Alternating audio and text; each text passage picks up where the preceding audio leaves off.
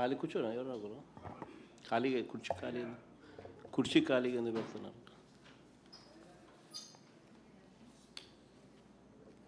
కూర్చో తల్లి, నువ్వైనా కూర్చోవచ్చు, ఎవరైనా కూర్చోవచ్చు, దాంతో ఖాళీగా ఎందుకు పెట్టాలంట.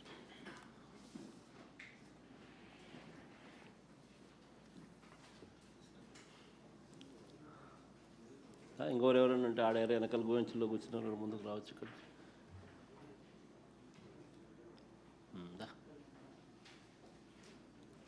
కానీ శైలి గారు మొదలు పెడతామమ్మా.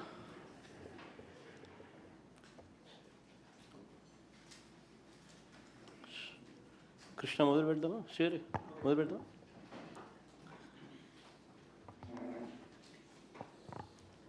Good morning to you all.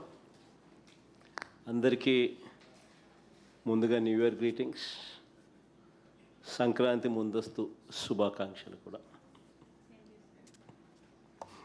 Thank you తల్లి. ఈరోజు కొత్త సంవత్సరంలో అడుగు పెట్టిన తర్వాత ఈ ప్రెస్ కాన్ఫరెన్స్లో టచ్ చేయబోయే సబ్జెక్టులు రాయలసీమ లిఫ్ట్ ఇరిగేషన్ మీద జరుగుతూ ఉన్న అటువైపున వర్షన్కు, చంద్రబాబు నాయుడు గారి దుష్ప్రచారానికి ఇటువైపున వాస్తవాలు ఏమిటి అని చెప్పి తెలియజెప్పే ఇటువైపున వర్షన్. సిమిలర్లీ భోగాపురం ఎయిర్పోర్ట్లో ఏ రకంగా క్రెడిట్ చోరీ కోసం చంద్రబాబు నాయుడు తాపత్రయపడతా ఉన్నాడో వాస్తవ స్టోరీ ఏమిటి అన్నది తెలియజెప్పే ఇటువైపున వర్షన్. సిమిలర్లీ పారిశ్రామిక ప్రగతిపై చంద్రబాబు నాయుడు చేస్తూ ఉన్న తప్పుడు ప్రచారాలు పై చంద్రబాబు నాయుడు చేస్తూ ఉన్న దుష్ప్రచారానికి ఇటువైపున వాస్తవాలతో కూడిన ఇటువైపున స్టోరీ. పరిశ్రమల పేరిట తాను చేస్తూ ఉన్న కరప్షన్, అప్పులలో ఏ రకంగా రాష్ట్రం గిన్నీస్ బుక్ రికార్డు స్థాయిలోకి ఎదిగిన పరిస్థితుల మీద ఇంకొక టాపిక్. మరోవైపున రాష్ట్రాన్ని ఛార్జీల రూపేణా, ట్యాక్సుల రూపేణా ఏ రకంగా చంద్రబాబు నాయుడు బాదుతూ ఉన్నాడో ఆ బాదుడి మీద కూడా కాస్త రాష్ట్రానికి రావాల్సిన ఆదాయాలు రాష్ట్రానికి రాకుండా చేస్తూ ఉన్న కరప్షన్ మీద కూడా కాస్తంత ఈ సబ్జెక్టుల మీద బై అండ్ లార్జ్ ఈరోజు ప్రెస్ కాన్ఫరెన్స్లో ఇటువైపున స్టోరీ, నాణ్యానికి అటువైపున స్టోరీ ఏదైతే ఉందో ఆ స్టోరీ కూడా మీ ద్వారా ప్రజలందరికీ కూడా తెలియజెప్పే కార్యక్రమం చేస్తా ఉన్నాం. మొట్టమొదటి టాపిక్ రాయలసీమ లిఫ్ట్ ఇరిగేషన్ సంబంధించి.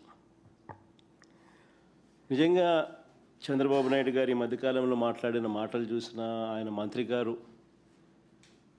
ఇరిగేషన్ మంత్రిగా ఉన్న చంద్రబాబు నాయుడు గారి గవర్నమెంట్లో ఉన్న మంత్రి గారు ఉన్న మాట్లాడిన మాటలు చూసినా అసలు వీళ్ళు మనుషులేనా అని అనిపిస్తుంది. ఎందుకంటే ప్రతి మాట రాక్షసులను గుర్తు చేస్తుంది. రాయలసీమ లిఫ్ట్ ఇరిగేషన్ పనులను ఆపేయాలి అని అంటూ ఏకంగా తెలంగాణ ముఖ్యమంత్రి గారు అసెంబ్లీలో క్లోజ్ డోర్ మీటింగ్లో తాను అడిగానని, తన మీద గౌరవంతో చంద్రబాబు గారు ప్రాజెక్టును ఆపేశారు అని ఏకంగా తెలంగాణ ముఖ్యమంత్రి తెలంగాణ నిండు అసెంబ్లీ సభలో వాళ్ళ రిలేషన్షిప్ గురించి, చంద్రబాబు నాయుడు గారు రాష్ట్రాన్ని ఎలా అమ్మకానికి పెట్టారు అన్న వాస్తవాల గురించి ఏకంగా రేవంత్ రెడ్డి గారు అన్న మాటలు. నిజంగా ఇది చూసిన తర్వాత ఒకసారిగా రాష్ట్ర ప్రజలకు అందరికీ కూడా, రైతన్నలందరికీ కూడా, మరీ ముఖ్యంగా రాయలసీమ,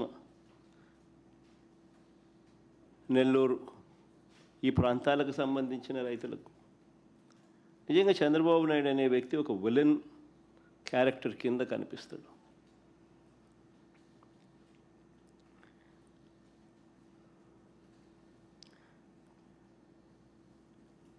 ఆ కుర్చీలో చంద్రబాబు నాయుడు గారు ముఖ్యమంత్రిగా కొనసాగుతూ తన సొంత రాష్ట్రాన్ని ఏ రకంగా తాకట్టు పెట్టాడు,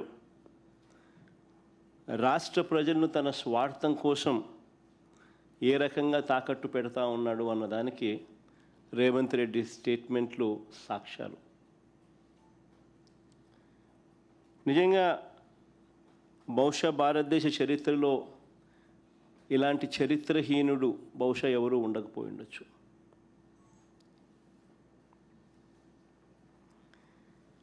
చంద్రబాబు నాయుడు గారు, ఆయన ఇరిగేషన్ మంత్రి ఇద్దరూ కూడా తెలంగాణ ముఖ్యమంత్రి అన్న మాటలను ఖండిస్తారు అని చెప్పి అందరం కూడా ఆశించాం. ప్రతి రైతు కూడా ముఖ్యమంత్రి ఈ స్థాయికి దిగజారిపోడు అని చెప్పి రైతు కూడా ఆశపడ్డాడు. కానీ ఆశ్చర్యం ఏమిటి అంటే చంద్రబాబు నాయుడు గారు తన ఇరిగేషన్ మంత్రితో తాను మాట్లాడించిన మాటలు, చంద్రబాబు నాయుడు గారు మాట్లాడుతూ ఉన్న మాటలు చూస్తే రాయలసీమ లిఫ్ట్ ఇరిగేషన్ స్కీమ్ అవసరం లేదు అంటూ వీళ్ళు మాట్లాడుతూ ఉన్న మాటలు చూస్తే రేవంత్ రెడ్డితో చంద్రబాబు నాయుడు గారికి ఉన్న రహస్య ఒప్పందానికి అధికార ముద్ర వేసినట్టే. కరెక్ట్గా రేవంత్ రెడ్డి కూడా ఇదే మాట్లాడాడు.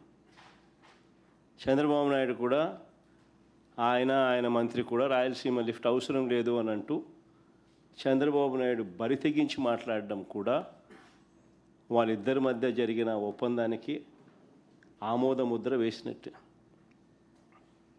అధికార ముద్ర వేసినట్టే. స్వలాభం కోసం ప్రజలకు ఎంతటి ద్రోహమైనా కూడా, ఎంతటి మోసమైనా చేయడానికి చంద్రబాబు నాయుడు అనే వ్యక్తి వెనకాడడు. తన స్వార్థం కోసం పిల్లనిచ్చిన మామను ఎన్టీ రామారావునైనా వెన్నుపోటు పొడుస్తాడు.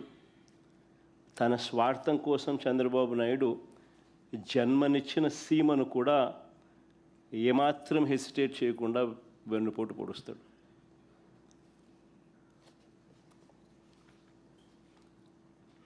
నిజంగా రాయలసీమ లిఫ్ట్ అన్నది ఒక గొప్ప ఆలోచన, ఒక గొప్ప ఉద్దేశం ఈ రాయలసీమ లిఫ్ట్ ప్రాజెక్టు వెనకాల ఉన్నమాట. కరువు కోరల్లో చిక్కుకొని ఉన్న రాయలసీమ ప్రాంతం, వ్యవసాయం ప్రశ్నార్థకరం అయిన పరిస్థితులు, తాగడానికి మంచినీళ్ళు కూడా ఒక్కొక్కసారి దొరకని పరిస్థితి.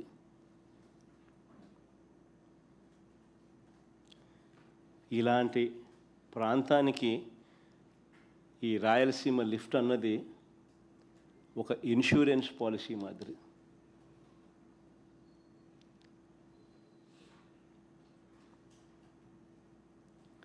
రాయలసీమకు, నెల్లూరుకు, చెన్నైకి ఇది సంజీవిని వంటిది.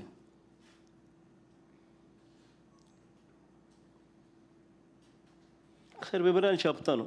ఒకసారి అందరూ కూడా ఆలోచన చేయమని చెప్పి కోరుతా ఉన్నా. ఎందుకనంటే ఇది ఆలోచన చేయదగ్గ అంశం కాబట్టి. శ్రీశైలం ఫుల్ కెపాసిటీ లెవెల్ 885 అడుగులు. శ్రీశైలం నుంచి రాయలసీమకు, నెల్లూరుకు, చెన్నైకి నీళ్లు ప్రవహించే పోతిరెడ్డిపాడు హెడ్ రెగ్యులేటర్ సిల్ లెవెలే, అంటే బాటమ్ మోస్ట్ లెవెల్, సిల్ లెవెలే 841 అడుగుల్లో ఉంది. సిల్ లెవెలే. ప్రస్తుతం ఉన్న పోతిరెడ్డిపాడు హెడ్ రెగ్యులేటర్ డిజైన్ చూస్తే పోతిరెడ్డిపాడు నుంచి ఫుల్ డిశ్చార్జ్ కెపాసిటీ 44 క్యూసెక్కుల నీళ్లు కిందికి రావాలి అని అంటే నీళ్లు శ్రీశైలంలో 881 అడుగులు ఉంటే తప్ప ఫుల్ డిశ్చార్జ్లో 44,000 క్యూసెక్స్లు డిశ్చార్జ్ కిందికి రావు నీళ్లు. 841లో కేవలం 2,000 క్యూసెక్కుల డిశ్చార్జ్ మాత్రమే బయటకు వస్తాయి. 854కు పోతే కేవలం 7,000 క్యూసెక్కులు మాత్రమే డిశ్చార్జ్ బయటకు వస్తుంది. పోతిరెడ్డిపాడు ఫుల్ డిశ్చార్జ్ కెపాసిటీ 44,000 క్యూసెక్కులు బయటికి రావాలి అని అంటే 881 అడుగులకు పోతే నీళ్లు ఉంటేనే సాధ్యపడుతుంది. Srisailam full capacity level 885.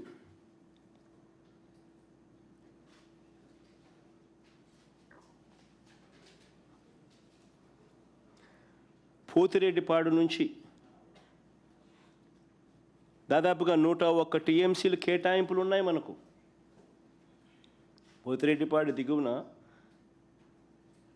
Pothireddypadu నుంచి 101 టీఎంసీల కేటాయింపులు ఉన్నా సరే గడచిన 20 సంవత్సరాలలో కేవలం 3-4 సార్లు మాత్రమే కేటాయించిన మేరకు నీళ్లు కిందికి వచ్చాయి.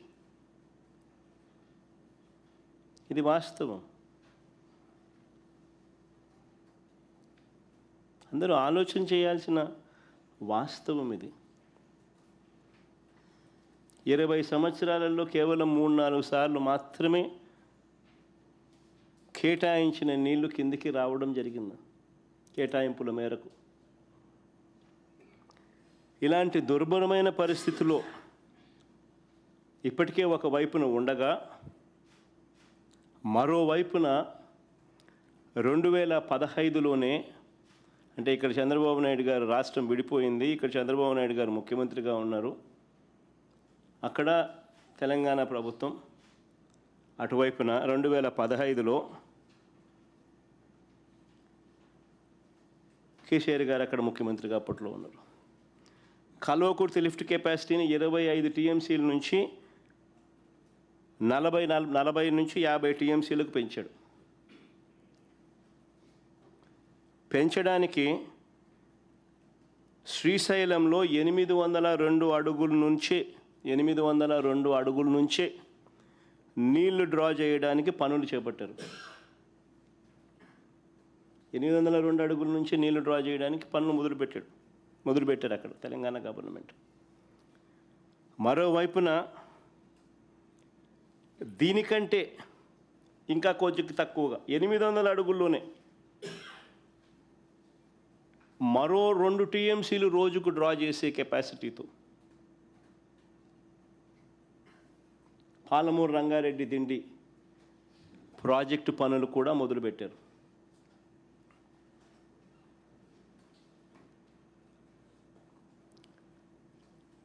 ఇంకోవైపున 825 అడుగులకి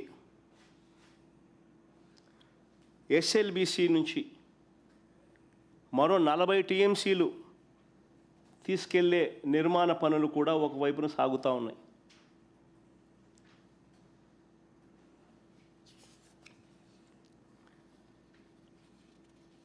మరోవైపు శ్రీశైలంలోకి నీళ్లు రాకమునిపే జూరాల నుంచే నెట్టంపాడు, కోయిల్ సాగర్, భీమా లిఫ్ట్ల ద్వారా మరో 1 టీఎంసీ నీరు అటు నుంచి అటే తెలంగాణ తరలిస్తూ ఉన్న పరిస్థితి.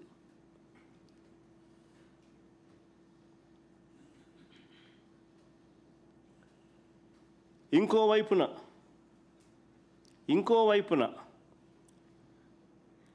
777 అడుగుల నుంచే శ్రీశైలంలో ఎడమవైపు ఉన్న పవర్ హౌస్ ద్వారా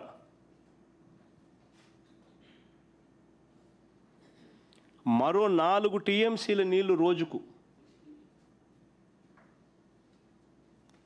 ఇష్టం వచ్చినట్టుగా ఎడాపెడా పవర్ హౌస్ ఆపరేషన్స్తో తరలిస్తా నీళ్లు శ్రీశైలం నుంచి ఖాళీ చేస్తూ ఉన్న పరిస్థితి.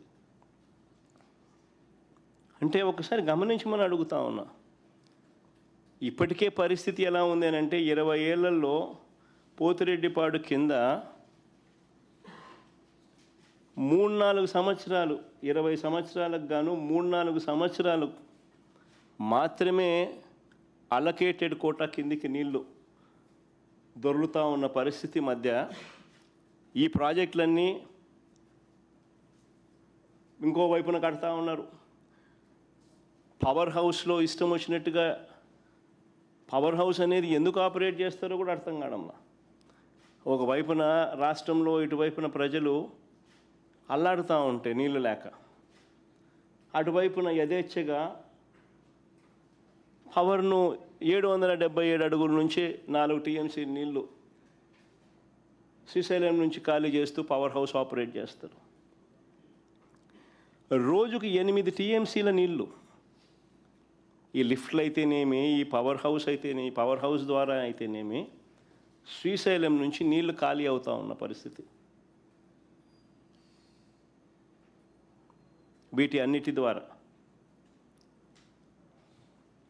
రోజుకి 8 టీఎంసీల నీళ్లు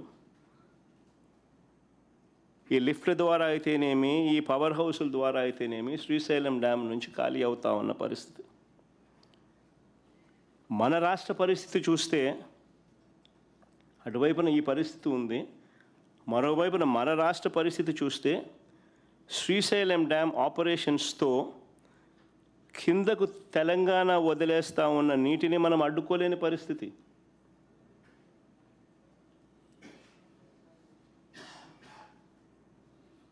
కింద వాళ్ళ పవర్ హౌస్ లెఫ్ట్ బ్యాంక్ వాళ్ళ దగ్గర వాళ్ళ ఏరియాలో ఉంది. వాళ్ళు పవర్ హౌస్ వాళ్ళు పవర్ జనరేట్ చేయడం కోసం అత్యధిక ప్రాధాన్యత ఇస్తూ రాయలసీమ ప్రాంతంలో ఏమైతే ఏముందిలే, ఇంకో ప్రాంతంలో ఏమైతే ఏమవుతుందిలే అని అత్యంత ప్రాధాన్యత ఇస్తూ వాళ్ళు పవర్ హౌస్ ద్వారా ఇష్టం వచ్చినట్టుగా నీళ్ళు 4 టీఎంసీలు నీళ్ళు రోజు కిందికి డ్యామును ఖాళీ చేస్తూ ఉన్న పరిస్థితి మనం అడ్డుకోలేని పరిస్థితి. అటు నాగార్జున సాగర్ లెఫ్ట్ బ్యాంక్లో పవర్ హౌస్ కింద లెఫ్ట్ బ్యాంక్ ఆపరేషన్స్ మొత్తం వారి చేతుల్లోనే ఉన్నాయి. కింద కూడా left bank operations, left bank power house Nagarjuna సాగర్లో అవి కూడా వాళ్ళ చేతుల్లోనే ఉన్నాయి. అంతెందుకు మొన్నటిదాకా మన వైపున అంటే మన భూభాగంలో ఉన్న రైట్ బ్యాంక్ కెనాల్ ఆపరేషన్స్ కూడా వాళ్ళ చేతుల్లోనే ఉన్నాయి మొన్నటిదాకా. ఎన్నికలకు ముందు మళ్ళీ మనం వైఎస్ఆర్సీపీ ప్రభుత్వం ఉన్నప్పుడు వెనక్కి తీసుకున్నాం. తెలంగాణ ఎన్నికలు అయిపోయిన తర్వాత మన ఎన్నికలకు ముందు మనం వెనక్కి తీసుకున్నాం. అంతవరకు మన భూభాగంలో ఉన్న ఆపరేషన్స్ కూడా వాళ్ళ చేతుల్లోనే చంద్రబాబు నాయుడు గారు పెట్టారు.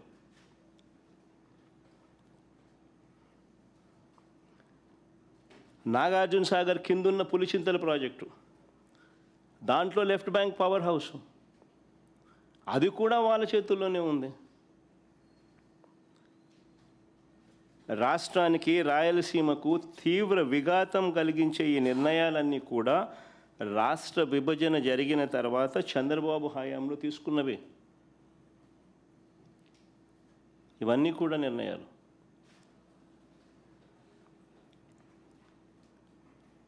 అటు చంద్రబాబు నాయుడు పరిస్థితి ఏంటి అని అంటే ఓటుకు కోట్ల కేసులు, ఆడియో వీడియోలతో అడ్డంగా దొరికిపోయిన చంద్రబాబు నాయుడు గారు నోరు మెదపలేని పరిస్థితి, నోరు మెదపని పరిస్థితి. కానీ అప్పట్లోనే మన రాష్ట్ర హక్కుల కోసం ప్రతిపక్ష నేతగా నేను అప్పట్లోనే కర్నూలులో జలదీక్ష కూడా చేశారు. చంద్రబాబు గారి మౌనం వల్ల శ్రీశైలం ఎగువ భాగంలో తెలంగాణ చేపట్టిన లిఫ్ట్ ప్రాజెక్టులు 2019 వైఎస్ఆర్సీపీ ప్రభుత్వం వచ్చే నాటికే చకచకా పనులు జరుగుతూ ఉన్న పరిస్థితి.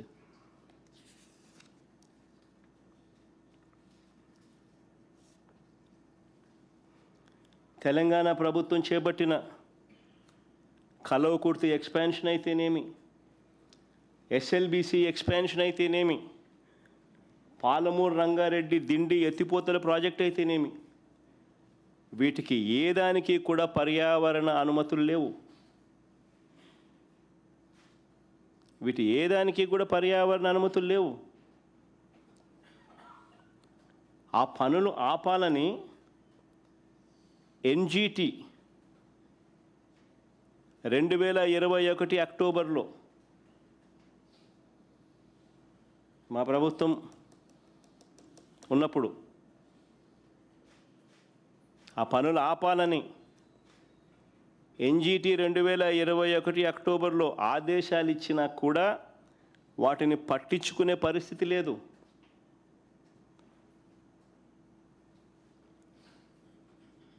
రెండు 2022లో ఎన్జీటీ తెలంగాణకు 920 కోట్ల రూపాయల జరిమానా విధించింది.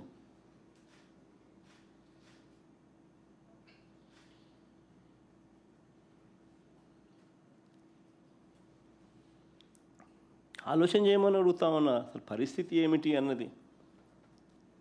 ఒకవైపు చూస్తే తెలంగాణ లిఫ్ట్లో అయితేనేమి, తెలంగాణ పవర్ హౌస్ ఆపరేషన్స్ అయితేనేమి, ఏకంగా శ్రీశైలంలో 777 అడుగుల నుంచి 825 అడుగులకే ఏకంగా రోజుకు 8 టీఎంసీలు నీళ్లు శ్రీశైలం నుంచి వెళ్ళిపోతా ఉన్న పరిస్థితులు, రోజుకి 8 టీఎంసీలు.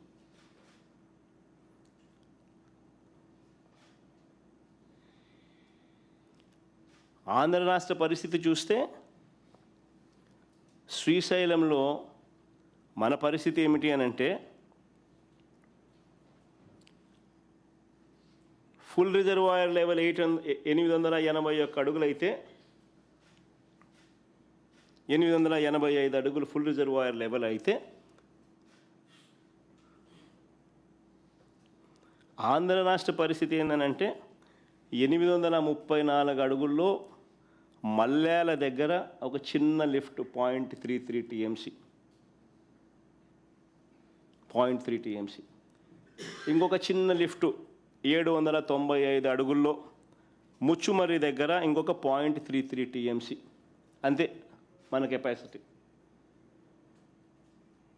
అక్కడ 8 టీఎంసీలు, ఇక్కడ మన కెపాసిటీ 0.6 టీఎంసీ కెపాసిటీ. అది కూడా 834, 795. 834లో 0.3 టీఎంసీ, 795లో 0.33 టీఎంసీ. ఇది మన capacity. Srisailam reservoir level full reservoir level 885. పోతిరెడ్డిపాడులో నుంచి డిజైన్ డిశ్చార్జ్ మేరకు నీళ్లు బయటికి రావాలి అని అంటే 881 అడుగులు ఉండాలి. నేను అడుగుతా ఉన్నా, మరి రోజుకు 8 టీఎంసీలు 777 నుంచి 825 అడుగులకే రోజుకి 8 టీఎంసీలు నీళ్లు శ్రీశైలం నుంచి ఖాళీ అవుతూ ఉంటే ఎప్పుడు 881 అడుగులు వస్తుంది? ఎప్పుడు శ్రీశైలం నిండుతుంది? ఎప్పుడు నీళ్ళు వస్తాయి? ఎన్ని రోజులు వస్తాయి? మరి కిందున్న రాయలసీమ అయితేనేమి, నెల్లూరు అయితేనేమి, ఈ ప్రాంతాల పరిస్థితి ఏమిటి?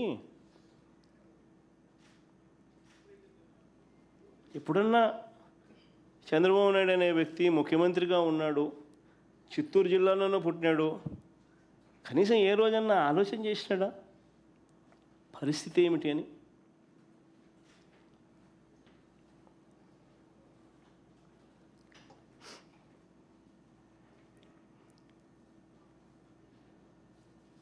ఇలాంటి విపత్కర పరిస్థితుల మధ్య మా ప్రభుత్వం అధికారంలోకి వచ్చిన తర్వాత 2019లో ఈ పరిస్థితిని చక్కబెట్టడం కోసం అడుగులు పడ్డాయి. అందులో భాగమే రాయలసీమ లిఫ్ట్ ఇరిగేషన్ ప్రాజెక్టు పెట్టాం. 800 అడుగుల్లోనే మనం కూడా 3 టీఎంసీలు నీటిని తీసుకొని వెళ్ళే వెసులుబాటు క్రియేట్ చేసినాం.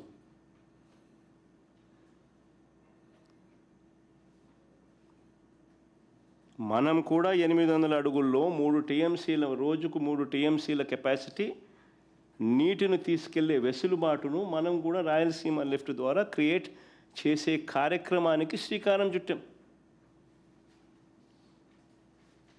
దాదాపుగా 1000 కోట్లు ఖర్చు పెట్టి పనులు కూడా చకచక పనులు కూడా జరిగాయి.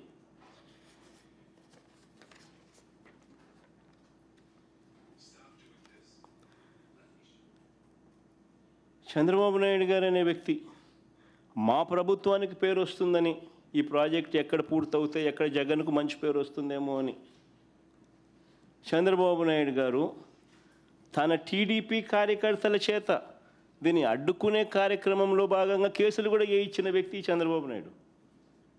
తెలుగుదేశం పార్టీ కార్యకర్తలు తెప్పించినాడు. అది తెలంగాణ నుంచి వాళ్ళు ఏపీలా చంద్రబాబు నాయుడు వేయించినాడు. ఆయన తెలుగుదేశం కార్యకర్తలు. ఎంత దుర్మార్గుడో ఈ మనిషి చూడండి. అయినా సరే రాయలసీమ, దిగువన నెల్లూరు ఈ రైతులకు మేలు చేయడం కోసం తాగునీటి అవసరాలను దృష్టిలో పెట్టుకొని ప్రాజెక్టును ముందుకు కదిలించాం, ముందుకు కొనసాగించాం. ప్రభుత్వం మారిన తర్వాత దురదృష్టవశాత్తు నిజంగా ఈ ప్రాంతపు రైతన్నల దురదృష్టం ఏమిటి అని అంటే మా ప్రభుత్వం రాకపోవడం. మళ్ళీ ప్రభుత్వం మారిన తర్వాత ఈ ప్రాజెక్టుకు మళ్ళీ చంద్రగ్రహణం పట్టింది. రహస్య ఒప్పందం చేసుకుని రాష్ట్రానికి, రాయలసీమకు తీరని అన్యాయం చేశాడు చంద్రబాబు నాయుడు. కేవలం జగన్కి ఎక్కడ క్రెడిట్ వస్తుందో అని చెప్పి.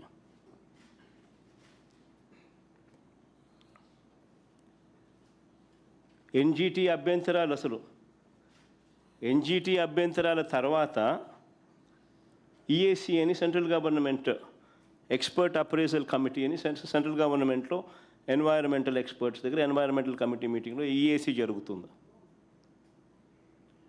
ఈఏసీ 3 డేట్స్ నవంబర్ 2024 ఒకసారి సమావేశమైంది. జనవరి మళ్ళీ 2 నెలల తర్వాత జనవరి 2025లో మళ్ళీ సమావేశమైంది. మళ్ళీ మూడోసారి ఫిబ్రవరి 27, 2025 సమావేశమైంది. 3 సార్లు మీటింగ్ పెడితే చంద్రబాబు నాయుడు గారు రాష్ట్ర ప్రభుత్వం తరపున కనీసం నోరు మెదపలేదు. దగ్గరుండి రాయలసీమ లిఫ్ట్ను కూని చేశాడు ఈ పెద్ద మనిషి. డిఫెండ్ చేయాల్సిన ఈ ప్రాజెక్టును డిఫెండ్ చేయకపోగా కూని చేశాడు ఈ పెద్ద మనిషి చంద్రబాబు నాయుడు, నోరు మెదపకోకుండా వదిలేయడంతో. డేట్ల మీద డేట్లు ఇచ్చి స్టేట్ గవర్నమెంట్ ఆసక్తి చూపకపోవడంతో ఆ ప్రాజెక్టును కూని చేసే కార్యక్రమంలో చంద్రబాబు నాయుడు ఏకంగా కత్తి పెట్టుకొని కూని చేశాడు.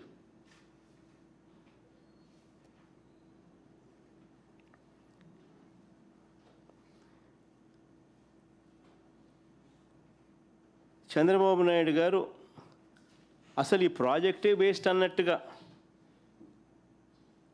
తాను మాట్లాడతాడు, తన మనుషుల చేత మాట్లాడిస్తాడు. ఆశ్చర్యకరమైన మాటలు మాట్లాడతారు వీళ్ళు. అయ్యా చంద్రబాబు, నేను అడుగుతా ఉన్నా, ఆయన అంటాడు, ఆయన మంత్రి అంటాడు, శ్రీశైలం డెడ్ స్టోరేజ్లో ఉండేది 34 టీఎంసీలే, అందులో ఏపీ వాటా 22 టీఎంసీలే, దీనికోసం లిఫ్ట్ ఎందుకని చంద్రబాబు అంటాడు.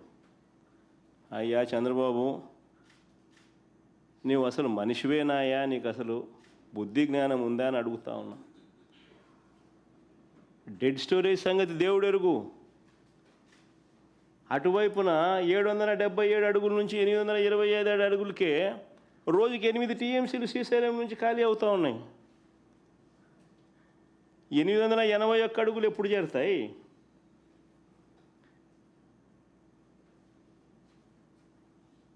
ఆ తర్వాత పోతిరెడ్డిపాడు నుంచి నీళ్ళు ఎప్పుడు కిందికి వస్తాయి? ఈ ప్రాజెక్టు ఉండడం వల్ల నీకు 800 అడుగుల్లోనే నువ్వు కూడా 3 టీఎంసీలు డ్రా చేసుకునే కెపాసిటీ, ఒక ఇన్సూరెన్స్ నీకు ఉంటుంది. ఈ మాత్రం కూడా జ్ఞానం లేదు పెద్ద మనిషికి. ఇంకా చంద్రబాబు నాయుడు గారు ఇంకా ప్రాజెక్టును ఇంకా కన్ఫ్యూజన్ క్రియేట్ చేయాలనే ఉద్దేశంతో ఈ పెద్ద మనిషి చంద్రబాబు నాయుడు గారు రాష్ట్ర ప్రయోజనాలను, కరువు పీడిత రాయలసీమ నెల్లూరు ప్రయోజనాలను చులకన చేసి కూడా మాట్లాడుతూ ఉన్నారు. ఆ లిఫ్టులు, ఆ స్టెబిలైజింగ్ రిజర్వాయర్లు అంటాడు స్వామి. రిజర్వాయర్లు కాదు స్వామి కట్టిందాడా, స్టెబిలైజింగ్ రిజర్వాయర్లు.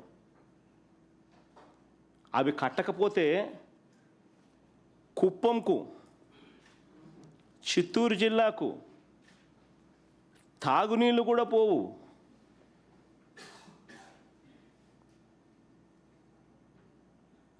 తాను పుట్టింది చిత్తూరు జిల్లా, ఆ జిల్లా మీద మమకారం లేదు.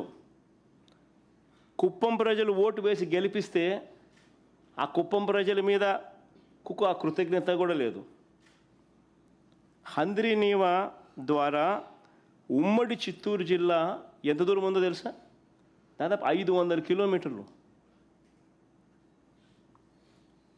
500 పైబడి కిలోమీటర్లు నీళ్లు ప్రయాణం చేయాలి. పూర్తిగా టేలెండ్లో ఉంటుంది. దీన్ని అధిగమించడం కోసం అని చెప్పి, ఆ చిత్తూరు జిల్లాకు నీళ్ళు ఇవ్వాలని, ఆ కుప్పంకు నీళ్ళు ఇవ్వాలని, దీన్ని అధిగమించడం కోసం అని చెప్పి జిఎన్ఎస్ఎస్ ద్వారా గండికోటకు నీళ్లు వస్తే అక్కడ లిఫ్టులు పెట్టి హెచ్ఎన్ఎస్ఎస్లోకి మరిన్ని నీళ్లు పంపి, తద్వారా చిత్తూరు జిల్లాలోని తంబళ్ళపల్లె, మదనపల్లె, పీలేరు, పుంగనూరు, కుప్పము, చిత్తూరులకే కాకుండా రాయచోటికి నీళ్లు ఇవ్వడానికి ఈ పనులు చేశాం. దాంట్లో భాగంగానే ఈ స్టెబిలైజేషన్ రిజర్వాయర్లు. అసలు వీటి కెపాసిటీ ఎంతో తెలుసా? కాలేటి వాగు కెపాసిటీ కేవలం 1.2 టీఎంసీ. 1.2 టీఎంసీ. ముదివేడి కెపాసిటీ ఎంతో తెలుసా? కేవలం 2 టీఎంసీలు. నేటిగుంటిపల్లి కెపాసిటీ ఎంతో తెలుసా? కేవలం 1 టీఎంసీ. ఆవులపల్లి కెపాసిటీ ఎంత తెలుసా? కేవలం 3 టీఎంసీలు. మా హయాంలో ఈ ప్రాజెక్టులు కట్టాం. ఈ స్టోరేజ్ కెపాసిటీ కన్నా లేకపోతే నీళ్ళు ఎలా ప్రవహిస్తాయి? 500 కిలోమీటర్లు దాటి టేలెండ్లో ఉన్న ప్రాంతాలకు నీళ్లు పోవాలనంటే ఈ స్టెబిలైజింగ్ రిజర్వాయర్లు కానీ లేకపోతే నీళ్ళు ఎట్లా ప్రయాణం చేస్తాయి? ప్రజల గొంతు ఎలా తడపాలి అనే ఆలోచనలు లేవు వెనుకు. ప్రజలు అల్లాడుతూ ఉంటే వాళ్ళకి ఎలా మంచి చేయాలి అనే ఆలోచనలు పుట్టవు వెనుకు. దిక్కుమాలిన అబద్ధాలు, దిక్కుమాలిన మోసాలు. ప్రజల గురించి ఏ రోజు చీకు లేదు, చింత లేదు. చెప్పేటివన్నీ అబద్ధాలు, చేసేటివన్నీ దొంగ పనులే.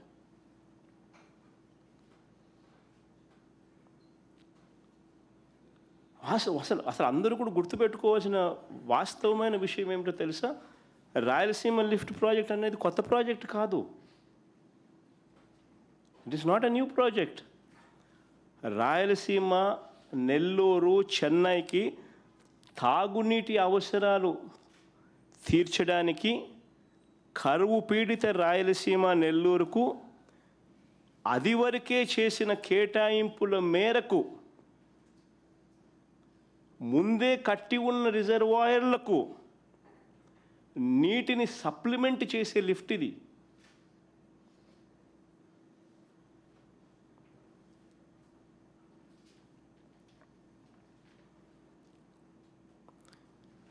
కృష్ణానదిలో వరద వచ్చే రోజులు రోజుకు తగ్గిపోతూ ఉన్నాయి. ప్రతి సంవత్సరం తగ్గుతూ ఉన్న పరిస్థితులు. 20-30 రోజుల కన్నా ఎక్కువ రాని పరిస్థితి. ఇప్పటికే పడిపోయిన పరిస్థితి. ఇలాంటి నేపథ్యంలో మరోవైపున చూస్తే రోజుకి 8 టీఎంసీలు నీళ్లు శ్రీశైలం నుంచి ఖాళీ అవుతా ఉన్న ఇంకో పరిస్థితి కనిపిస్తూ ఉంది. మరోవైపున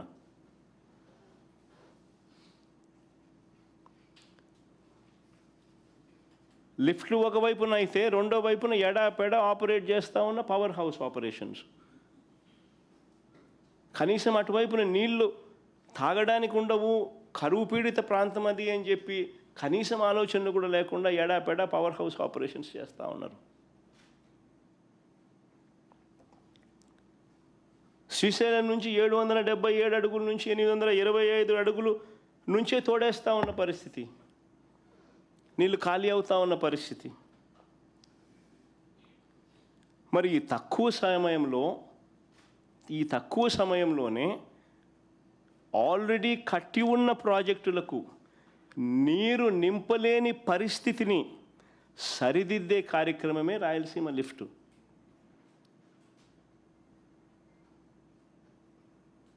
ఎన్ని అధిగమించి ఇప్పుడే పరిస్థితి 20 రోజులు 30 రోజులు రావడంలో నీళ్లు, మరోవైపున ఈ పరిస్థితి రోజుకి 8 టీఎంసీలు నీళ్లు శ్రీశైలం నుంచి ఖాళీ అవుతా ఉన్న పరిస్థితి, అయ్యబోయే పరిస్థితులు. మరి 20-30 రోజుల లోపల ఏ రకంగా నీళ్లు రాయలసీమ ప్రాజెక్టులకు అందుతాయి? దాన్ని సరిదిద్దే కార్యక్రమమే ఈ రాయలసీమ లిఫ్ట్.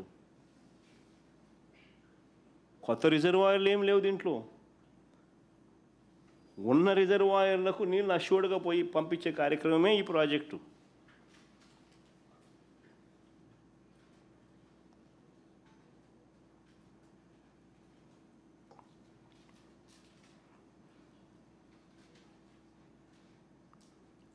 అసలు వాస్తవం ఏంటంటే పాలకులుగా అటువైపు తెలంగాణ కానివ్వండి, ఇటువైపున ఆంధ్ర కానివ్వండి, అందరం ఒకటే భాష మాట్లాడతాం, అందరం అన్నదమ్ములమే. Nobody is against the other. Telangana ప్రాంతంలో వాళ్లకు నష్టం చేయాలని జగన్ ఏ రోజు ఆలోచన చేయడు, తపన పడడు, తాపత్రయపడడు. అయితే మా ప్రాంతంలో ఉన్న మా వాళ్ళకు మాత్రం నష్టం జరగకుండా చూసుకునే కార్యక్రమం కూడా చేయడం మా ధర్మం. కొత్త రిజర్వాయర్లు ఏమి కట్టడంలా, ఉన్న రిజర్వాయర్లకే నీళ్లు ఖచ్చితంగా ఆ రిజర్వాయర్లకు చేర్చగలిగే కార్యక్రమం చేయలేకపోతే చరిత్రహీనులమవుతాం. This is what we have done.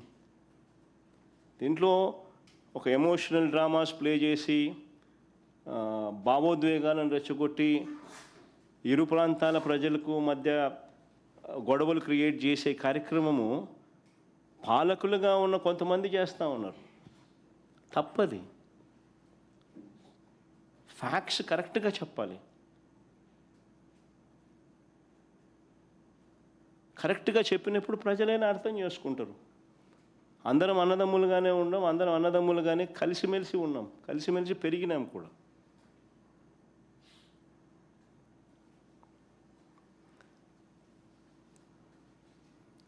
గతంలో కూడా రాయలసీమలో ఉన్న ఏ ప్రాజెక్టు కూడా పూర్తి వాడుకోలేని పరిస్థితి.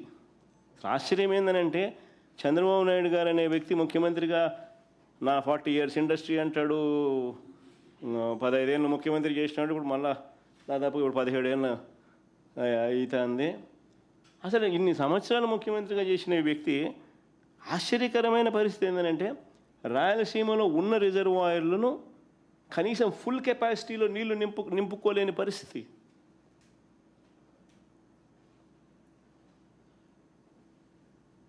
ఆశ్చర్యంగా అనిపిస్తుంది ఈ విషయాలు.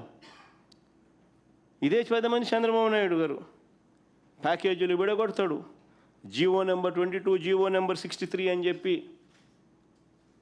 డబ్బులు ఎత్తే దానికోసం జీవోలు జారీ చేస్తాడు.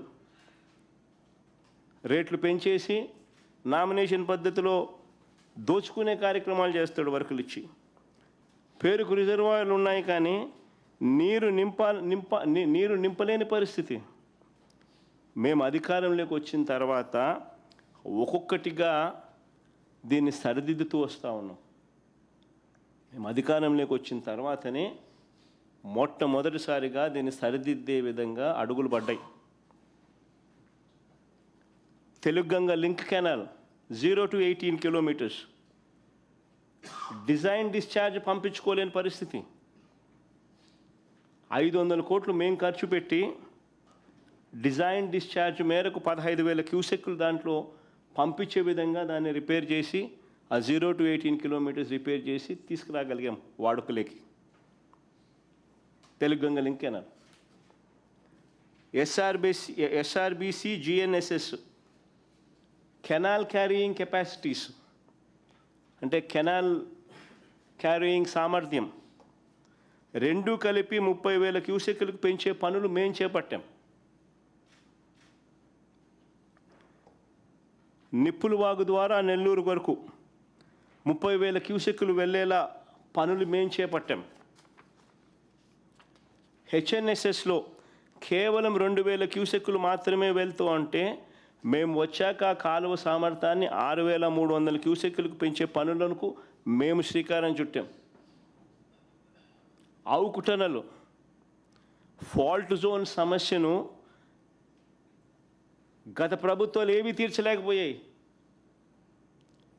మేము వాటిని అధిగమించి మొదటి టనల్ ద్వారా 10,000 క్యూసెక్కులు, రెండో టనల్ కూడా పూర్తి చేసి మరో 10,000 క్యూసెక్కులు నీళ్లు పంపగలిగాం.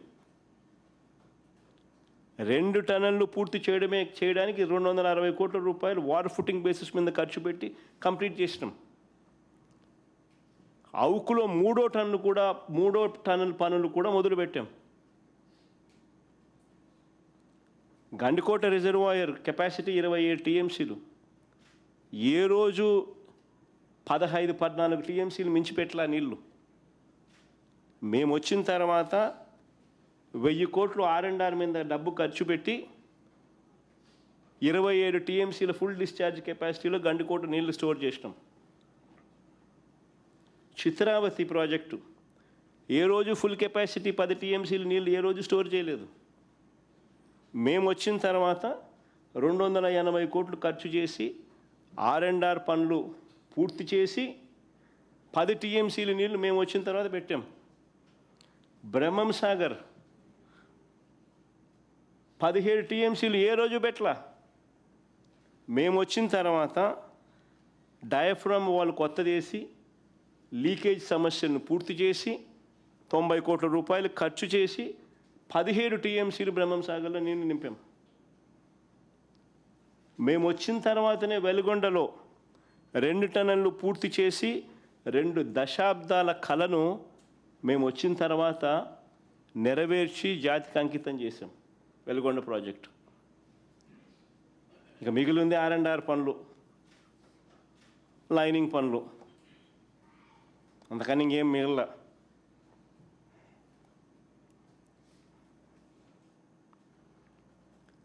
కొన్ని దశాబ్దాలుగా ఆశ్చర్యం కలిగించే విషయం, ఇంకా కొన్ని దశాబ్దాలుగా తెలుగంగలో అంతర్భాగమైన సోమశిల, కండలేరు రిజర్వాయర్లను పూర్తి కెపాసిటీలో ఏ రోజు నీళ్లు స్టోర్ చేయలేదు. మేము వచ్చిన తర్వాత R&R పూర్తి చేసి సోమశిలలో 78 టీఎంసీలు, కండలేరులో 68 టీఎంసీలు మేము వచ్చిన తర్వాతనే నింపాం. 120 కోట్ల రూపాయలు ఖర్చు చేసి ఈ డ్యాముల్లో ఫుల్ కెపాసిటీని అచీవ్ చేసినాం. మేము వచ్చిన తర్వాతనే జరిగింది ఇది. మేము వచ్చిన తర్వాతనే దశాబ్దాలుగా పెండింగ్లో ఉన్న నెల్లూరు బ్యారేజు, సంగం బ్యారేజ్ పనులు పూర్తి చేసి ప్రారంభించాం. మేము వచ్చిన తర్వాతనే. అసలు అంతెందుకు, ఇక్కడ నుంచి కూతవేటు దూరంలో ఉంది పులిచింతల ప్రాజెక్టు. మేము వచ్చేదాకా ఆ ప్రాజెక్టులో ఫుల్ కెపాసిటీ ఏ రోజు స్టోర్ చేయలేదు. మేము వచ్చిన తర్వాత 200 కోట్ల రూపాయలు మేము ఖర్చు చేసి R&Rకి మేము ఖర్చు చేసి 45 టీఎంసీలు ఫుల్ కెపాసిటీ స్టోర్ చేసింది మా ప్రభుత్వంలోనే. ఇవన్నీ మా హయాంలో జరిగాయి. అసలు నిజంగా ఒక చిత్తశుద్ధి అనేది ఉండాలి. రైతులకు మంచి జరగాలంటే ఏం చేయాలి, ఎలా చేయాలి అని ఒక చిత్తశుద్ధి అనేది ఉండాలి. ఒక చిత్తశుద్ధి ప్రకారము అడుగులు వేస్తే మనిషిలో సిన్సియారిటీ కమిట్మెంటు ఉంటే ఏదైనా కానీ దేవుడు ఆశీర్వదిస్తాడు, పనులు జరుగుతాయి. అవి చంద్రబాబు నాయుడుతో లోబడిన పరిస్థితులు, జగన్ ప్రభుత్వంలో కనిపించిన పరిస్థితులు అవే తేడా. రెండో సబ్జెక్ట్ లేకపోతాం, భోగాపురం ఎయిర్పోర్ట్. భోగాపురం ఎయిర్పోర్ట్ కూడా నిజంగా చూస్తే చంద్రబాబు మరో క్రెడిట్ చోరీ చేయడానికి పడరాని పాటలు పడతా ఉన్నాడు.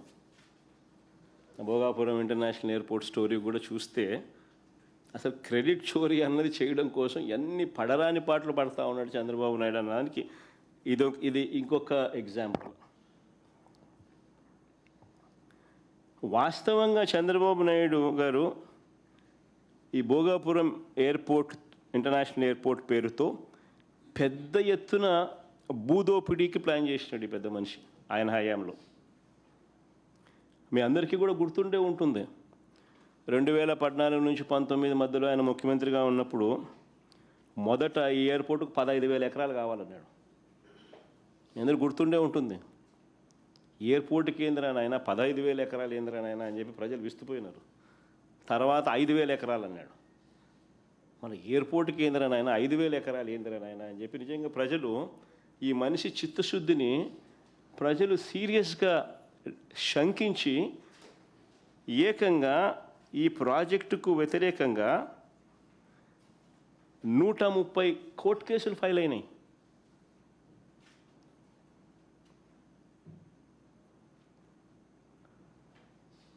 ప్రాజెక్ట్ టేకాఫ్ కాల. తర్వాత మేము అధికారంలోకి వచ్చిన తర్వాత ప్రాజెక్ట్ సైజును 2,200 ఎకరాలు ఎయిర్పోర్టుకు, ఇంకొక 500 ఎకరాలు ఏరో సిటీకి, మొత్తం 2,703 ఎకరాలకు కుదించి what is reasonable, what is the size. నెట్లోకి వెళ్ళి ఆల్ ది ఇంటర్నేషనల్ ఎయిర్పోర్ట్స్ ఏ సైజుల్లో ఉన్నాయని ఒకసారి బటన్ నొక్కినారనుకో 2,700 ఎకరాలు అనే బ్రహ్మాండమైన సైజు కింద కనిపిస్తుంది, ఒక చంద్రబాబు నాయుడు స్కాములు చేసే కార్యక్రమం తప్ప.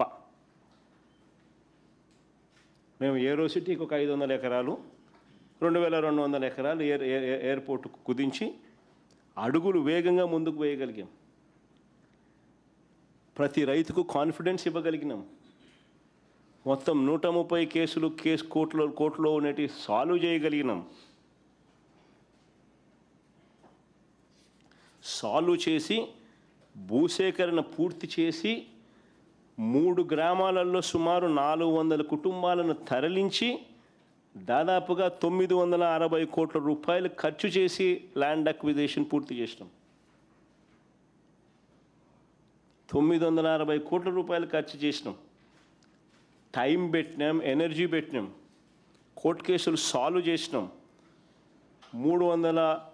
3 గ్రామాలలో 400 కుటుంబాలను తరలించి వాళ్ళకి కాలనీ కట్టినాం.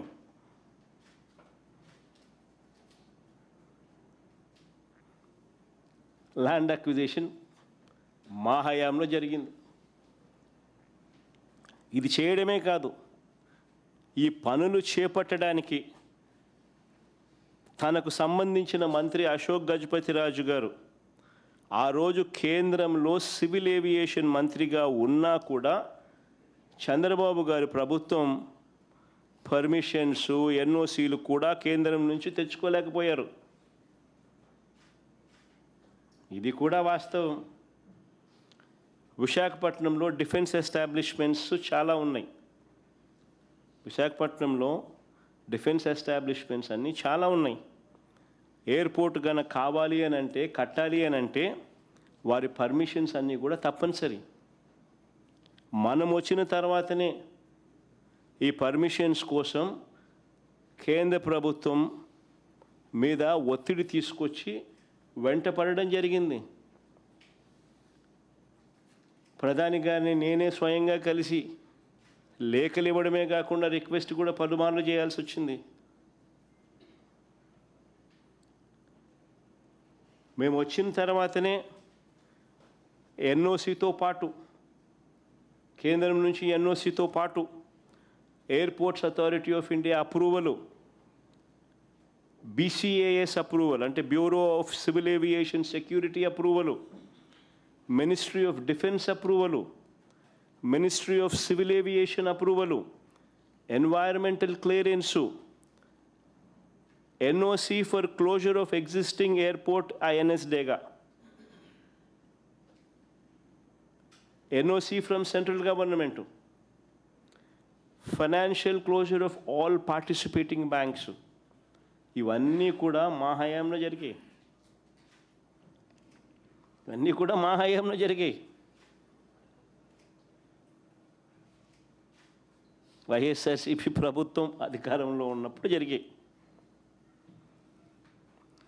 రోడ్లు, నీళ్లు, కరెంటుకు అవసరమైన రాష్ట్ర ప్రభుత్వ అదనపు నిధులు కూడా మా ప్రభుత్వం వచ్చాకే ఇచ్చాం. అవి కూడా మా ప్రభుత్వం వచ్చాకే ఇచ్చాం. చివరికి కోవిడ్ లాంటి కష్టాలు ఎన్నున్నా కూడా అన్నీ దాటుకొని ఫోకస్ పెట్టాం కాబట్టి ఈ ప్రాజెక్టు 2023 మే 3వ తారీఖున ముఖ్యమంత్రి హోదాలో నేను శంకుస్థాపన చేశాను. ఆ రోజు మీటింగ్లో చెప్పిన 2026లో మొదటి ఫ్లైట్ ఇక్కడ నుంచి టేకాఫ్ అవుతుంది అని చెప్పి.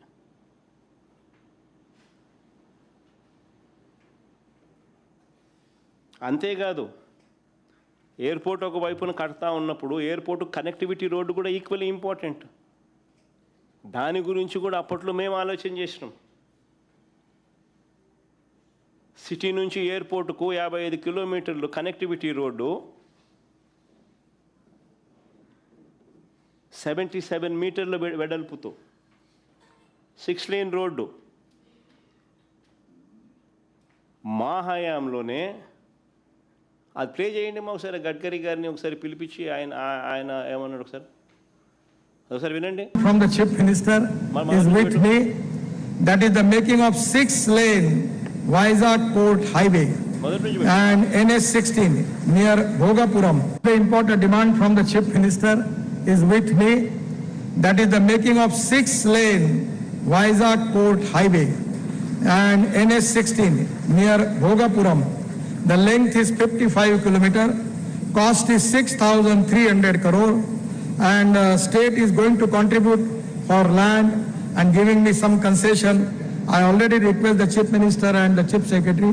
They have given me the letter and also 157 acre of land for multimodal logistic park they are giving. From my ministry, I am sanctioned this important project, which is very important for Andhra Pradesh and dream project of Honorable Chief Minister. Many times he requests me about this proposal. Today I am happy that we are sanctioning this project. Connectivity road కూడా కేంద్ర మంత్రి గారిని పిలిపించి ఆయనతో sanction చేయించి ఆ ప్రాజెక్టును కూడా ఆయనే ముఖ్యమంత్రి గారి డ్రీమ్ ప్రాజెక్ట్ అని చెబుతూ అనౌన్స్మెంట్ చేసిన దాఖలాలు. ఆశ్చర్యం ఏందనంటే, క్రెడిట్ తీసుకోవాలని ఇంత తాపత్రయపడతా ఉన్న వీళ్ళు అసలు ఆ ప్రాజెక్టులో ఆ రోడ్డు దాని తర్వాత అడుగులు ముందుకేలా. మన ప్రభుత్వం పోయిన తర్వాత ఈ 2 ఏళ్లలో వీళ్ళు వచ్చిన తర్వాత దాన్ని పర్సూ చేసుకొని అదేదో ఆ ఎయిర్పోర్ట్ అయ్యే టయానికి ఈ రోడ్డు కూడా కంప్లీట్ కావాలన్న మినిమం ధ్యాస కూడా వీళ్ళకి లేదు. ఈరోజు ఎయిర్పోర్ట్ కంప్లీట్ అవుతుంది, నెలలో బహుశా ఫ్లైట్స్ కూడా టేక్ ఆఫ్ అవుతాయి. పరిస్థితి చూస్తే రోడ్డు కనెక్టివిటీ కుంటు రోడ్డే. ఇప్పటికి అయిపోయిండారు మామూలుగా అయితే.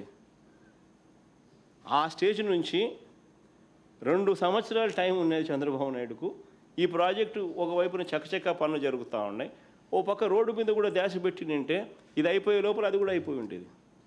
కనీసం ఆ పని కూడా పర్సూ కూడా చేయలే. కానీ చంద్రబాబు నాయుడు గారు ఏమంటాడు,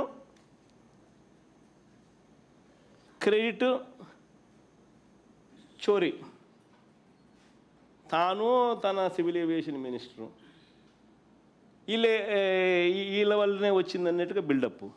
అది వీళ్ళు ఏం చేసినారు? అది వీళ్ళు ఏమైనా చేసినారా? ఒక పర్మిషన్ తెచ్చినారా? ల్యాండ్ అక్విజిషన్ చేసినారా? కనీసం జరగాల్సిన పనులన్నా చేయించినారా కనీసము?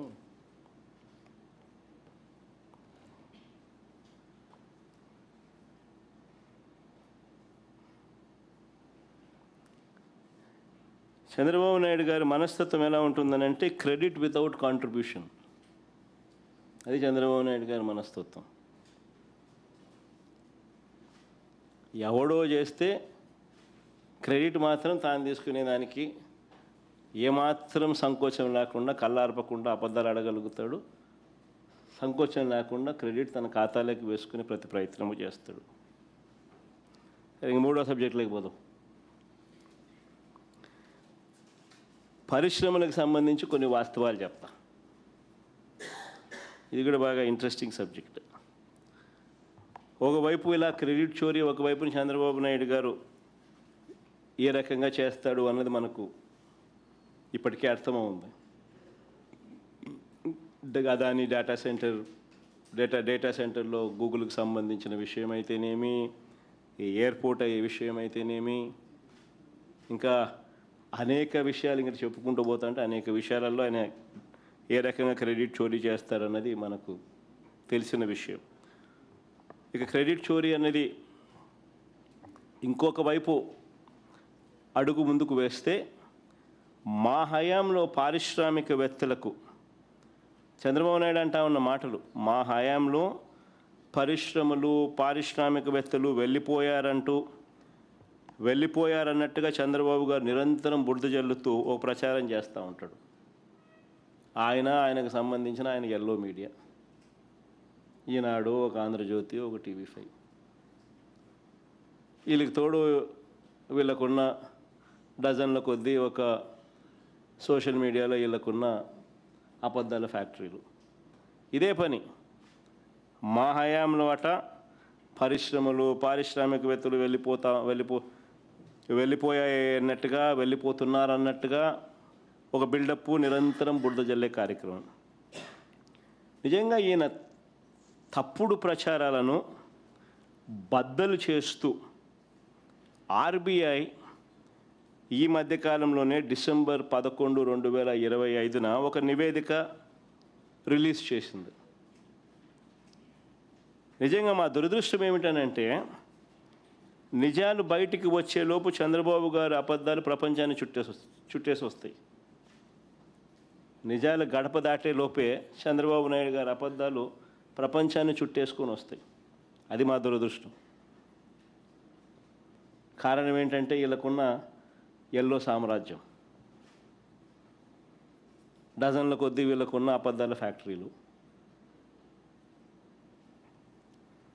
కానీ ఈ రిపోర్ట్ ఒకసారి డిసెంబర్ 11, 2025 నాడున RBI రిపోర్ట్ చూస్తే 2019 నుంచి 24 అంటే మా హయాంలో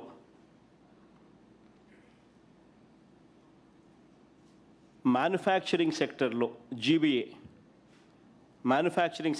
GVAని ఒకసారి గమనిస్తే, GVA అంటే గ్రాస్ వాల్యూ యాడెడ్, అంటే స్థూల ఉత్పత్తులు, రాష్ట్రంలో ఉత్పత్తి అయిన వాల్యూ, స్థూల ఉత్పత్తుల వాల్యూ. GVAకు మామూలుగా ట్యాక్సులు యాడ్ చేస్తే మైనస్ సబ్సిడీస్ చేస్తే GDP అవుతుంది, GSDP అవుతుంది.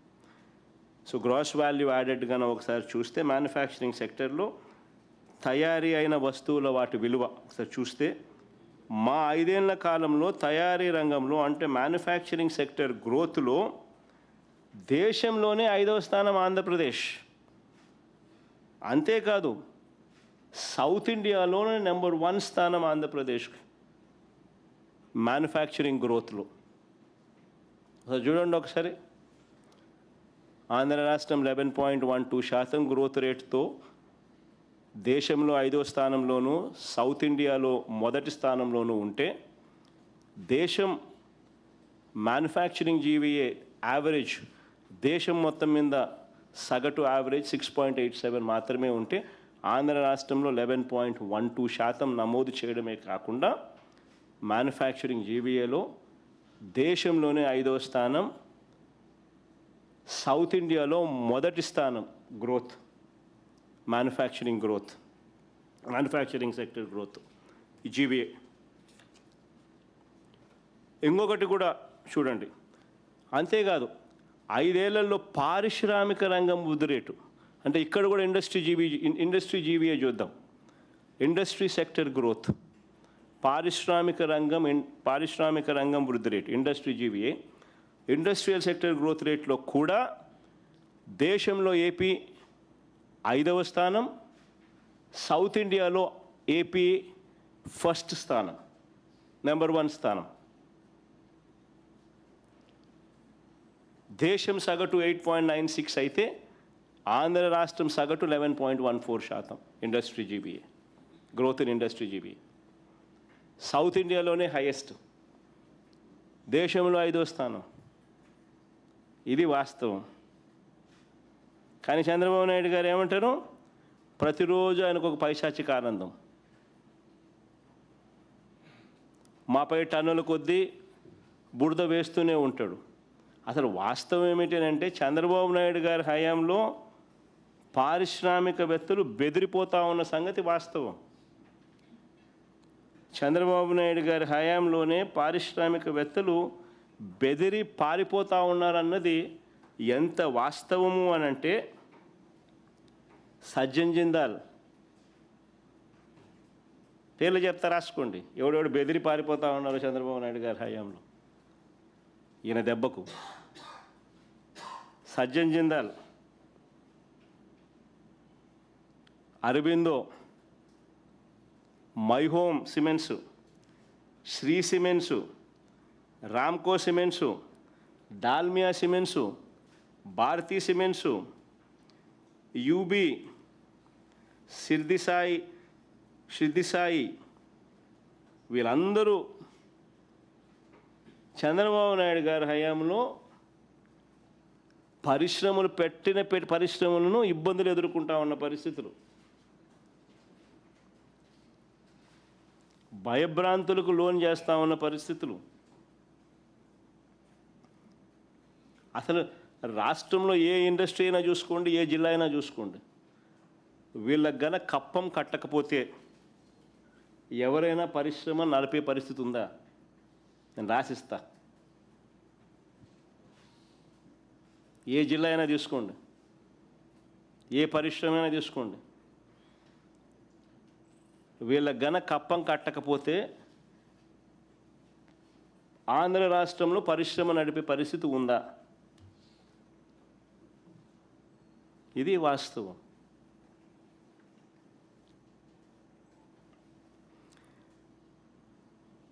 ఈ మధ్య ఇంకొక డ్రామా ఆడుతూ ఉన్నాడు చంద్రబాబు నాయుడు.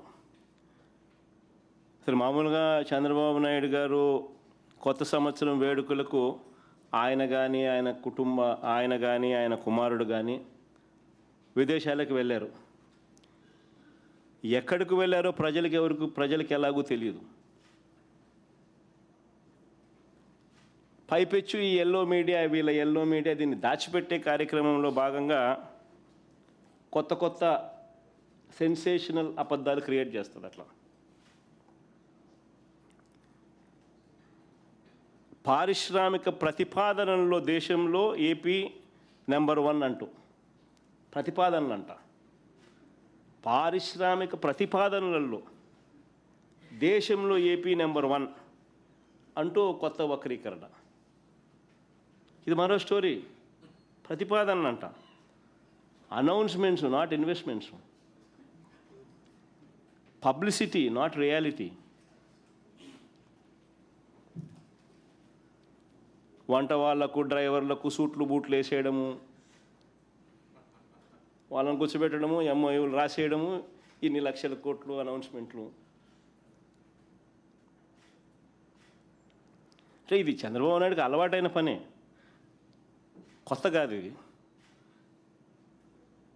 2014 నుంచి 19 మధ్య కూడా ఇలాంటి కథలే మనం విన్నాం. అసలు 2014 నుంచి 19 మధ్య ఎన్ని పరిశ్రమలు గ్రౌండ్ అయ్యాయి? మన హయాంలో 2019 నుంచి 24 మధ్య ఎన్ని పరిశ్రమలు గ్రౌండ్ అయ్యాయి? పెట్టుబడులు ఎన్ని వచ్చాయి, ఉద్యోగాలు ఎన్ని వచ్చాయి అని ఒక్కసారి గమనిస్తే ఇది RTI right to information act నుంచి తీసుకొచ్చిన డాక్యుమెంట్. ఇది ఒకసారి గమనిస్తే మీకే కంటికి కనిపిస్తూ ఉంది. 2014 నుంచి 2019 మధ్య గ్రౌండ్ అయినవి ఎన్ని అని అంటే కేవలం 50,708 కోట్ల పెట్టుబడులు. ఇది మేజర్ ఇండస్ట్రీస్, లార్జ్ ఇండస్ట్రీస్. ఇది లార్జ్ ఇండస్ట్రీస్ గురించి నేను చెప్తా ఉన్నా. గ్రౌండ్ అయినవి 50,708 కోట్లు. ఈ లార్జ్ ఇండస్ట్రీస్ వల్ల ఉద్యోగాలు వచ్చినవి 84,333 అని. 2019 నుంచి 24 ఈ మాదిరిగా మన ప్రభుత్వంలో అబద్ధాలు ఉండవు, మోసాలు ఉండవు. జెన్యూన్గా, న్యాయంగా, ధర్మంగా ఏదైతే ఉందో అదే చెప్తాం. టోటల్ ఇన్వెస్ట్మెంట్స్ గ్రౌండ్ అయినవి 69,000, చంద్రబాబు నాయుడు కన్నా ఆల్మోస్ట్ 25% ఎక్కువ. ఆయన హయాంలో 50,000 అయితే మా హయాంలో 70,000 కోట్లు గ్రౌండ్ అయినవి. ఎంప్లాయ్మెంటు ఈ లార్జ్ ఇండస్ట్రీస్లో ఆయన హయాంలో 84,000 అయితే మా హయాంలో 90,230 ఉద్యోగాలు.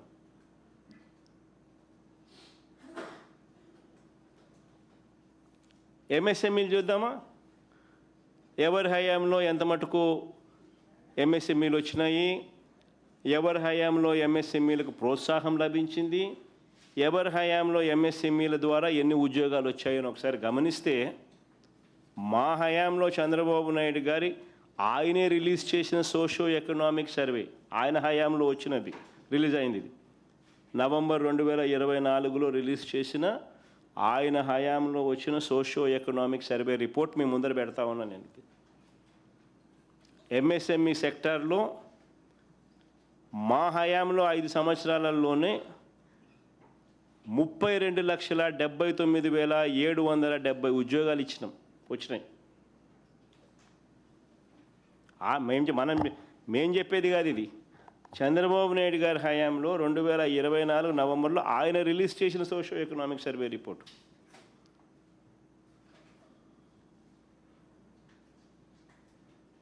అదే ఆయన హయాం చూస్తే ఎంతమంది చూడు, లెక్క పెట్టండి. 84,000, 1,60,000 అంటే 2.5 లక్ష, మళ్ళీ 1,80,000 అని అంటే 4.5 లక్ష, మళ్ళీ 2,69,000 అని అంటే 7.5 లక్ష, మళ్ళీ 1,71,000 అంటే 9.5 లక్ష. దాదాపు 9.5 లక్ష ఆయన హయాంలో వస్తే 32 లక్షలు మా హయాంలో వచ్చినాయని చెప్పి చంద్రబాబు నాయుడు అంతే చంద్రబాబు నాయుడు రిలీజ్ చేసిన డాక్యుమెంట్ ఎంఎస్ఎంఈ సెక్టర్లో.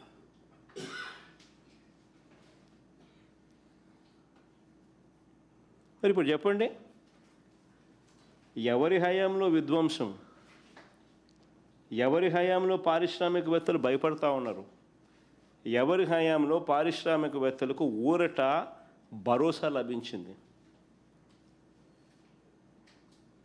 ఈరోజు ఇండస్ట్రియల్ ఇన్సెంటివ్స్ ఎంత తెలుసా పెండింగ్ ఉన్నాయి? ఉట్టి ఎంఎస్ఎంఈ సెక్టర్లోనే దాదాపుగా 2,000 కోట్ల రూపాయల పైచిలకు ఇండస్ట్రియల్ ఇన్సెంటివ్స్ పెండింగ్ ఉన్నాయి. ఇచ్చే నాతులు లేడు, పట్టించుకునే నాతులు లేడు.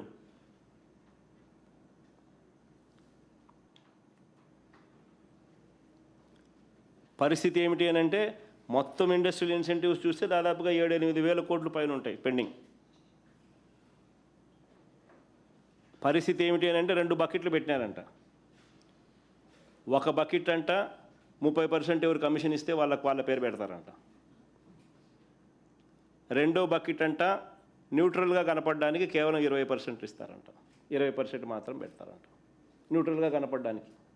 కొంతమందిని సెలెక్ట్ చేస్తారంట, వాళ్ళని పెడతారంట, వాళ్ళకు ఒక 20% టోటల్ అమౌంట్లో ఇస్తారట. ఇది జరుగుతూ ఉన్న స్కీమ్ ఆంధ్ర రాష్ట్రంలో. ఏమొస్తాయండి పరిశ్రమలో? ఇండస్ట్రియల్ ఇన్సెంటివ్స్లోనూ డబ్బులు ఎత్తడం మొదలు పెడితే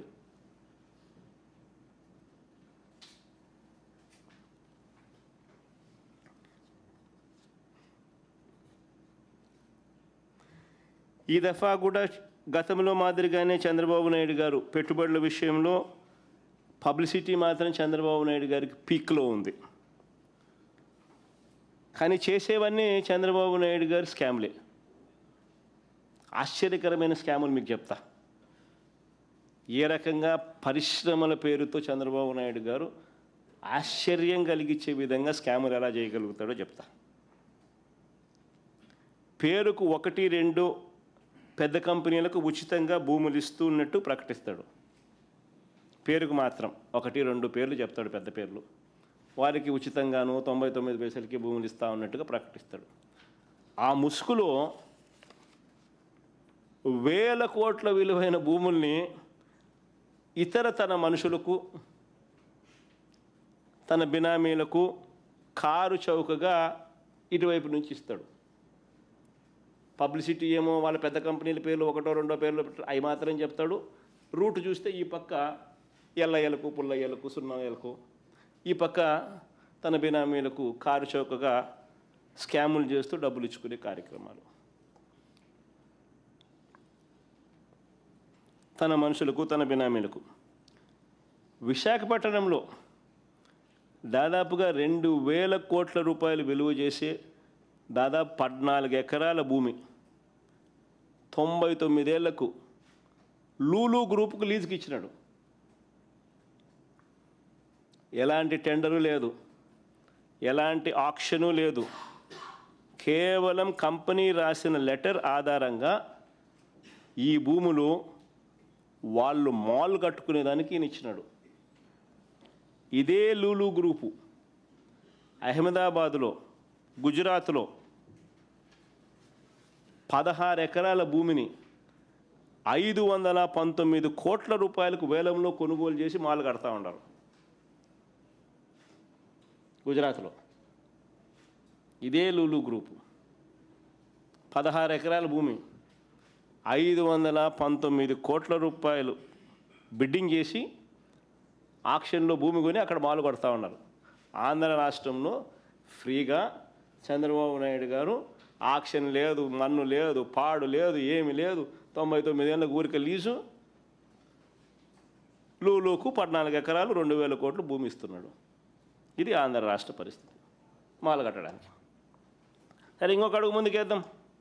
ఇప్పుడు ఇది అహ్మదాబాద్లో లూలుకు సంబంధించి ఏ రకంగా ఆ రాష్ట్రం క్రెడిట్ తీసుకుంటూ the city's biggest land deal so far he's also set the record for the highest stamp duty from a single sale deed. ఇక్కడ స్టాంప్ డ్యూటీ కూడా ఎగ్జామ్షన్ మన రాష్ట్రంలో. అక్కడ స్టాంప్ డ్యూటీకి హైయెస్ట్గా వచ్చిందని కూడా వాళ్ళు పబ్లిసిటీ చేసుకుంటా ఉన్నారు.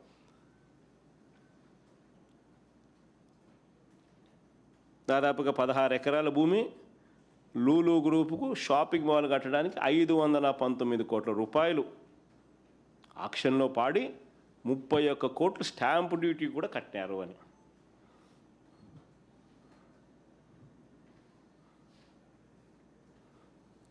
ఈ టైమ్స్ ఆఫ్ ఇండియాలో ఆర్టికల్ ఇది.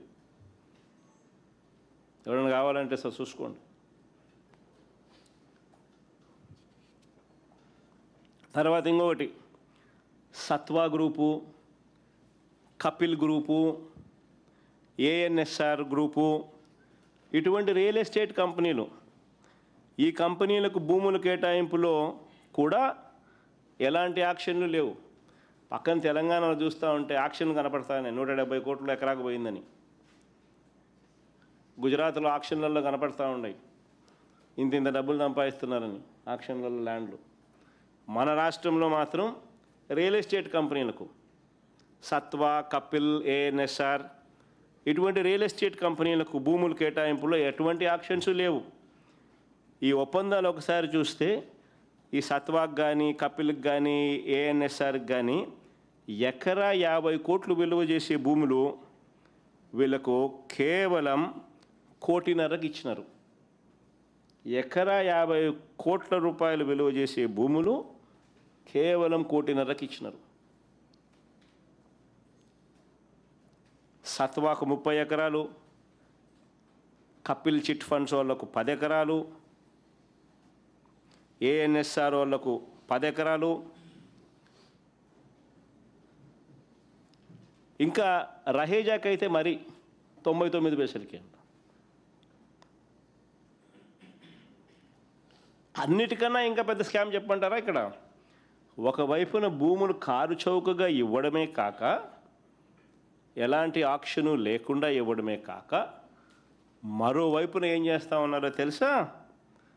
ల్యాండ్ యూస్ కన్వర్షను, ల్యాండ్ యూసు వీళ్లకు 40%, 50% మిక్స్డ్ యూస్కు వీళ్ళకు చేసుకునేదానికి స్వేచ్ఛనిస్తూ, మరోవైపున వీళ్ళు బిల్డింగులు కడితే స్క్వేర్ ఫీట్కి 2,000 రూపాయలు వీళ్ళకి తిరిగి గవర్నమెంట్ ఇస్తుందట.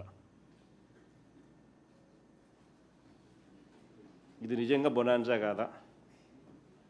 ఎవడన్నా రియల్ ఎస్టేట్ వ్యాపారస్తునికి ఈ మాదిరిగా ఇస్తారా మీరు? వీళ్ళు బిల్డింగులు కడితే స్క్వేర్ ఫీట్కి 2,000 రూపాయలు ఎదురు గవర్నమెంట్ ఇస్తుందంట వీళ్ళకు. చూడండి అది page number 16 IT and GCC policy 4.2 incentives for infrastructure developers అని చెప్పి వీళ్ళకు వర్తింపజేస్తూ ఇది పెట్టినారు. 50% క్యాపిటల్ సబ్సిడీ అంట, మ్యాక్సిమం ₹2,000 పర్ స్క్వేర్ ఫీట్ అంట, పేడ్ ఓవర్ 5 years అంట. ఏందండి ఇది?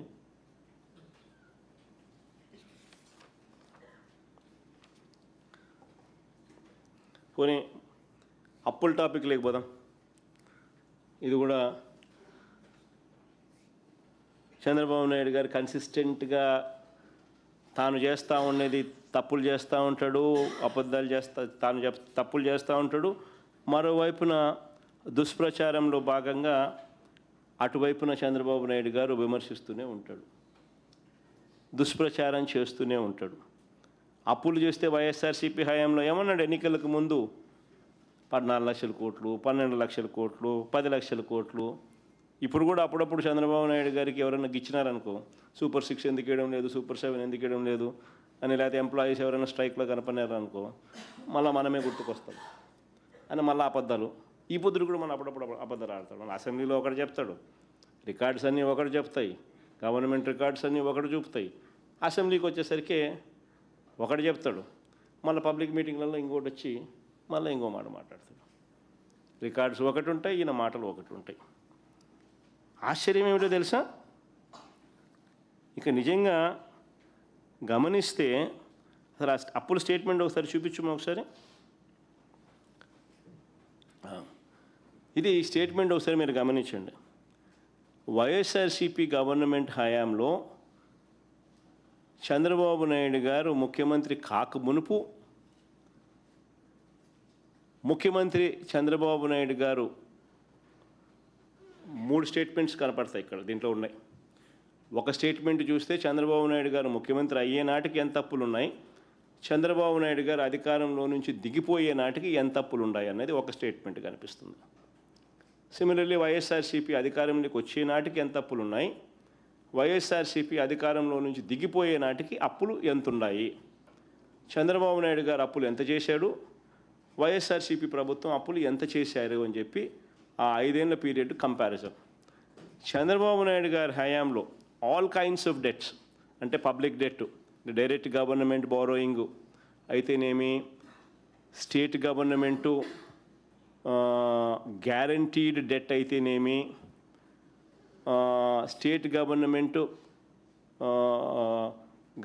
Debt and state government guaranteed debt అయితేనే, non guaranteed liability of state public sectors undertakings కూడా కలుపుకుంటే కూడా చంద్రబాబు నాయుడు గారి ఎక్కే నాటికి 2,57,510 కోట్లు ఉంటే, చంద్రబాబు నాయుడు గారు దిగిపోయే నాటికి 3,90,247 కోట్లు.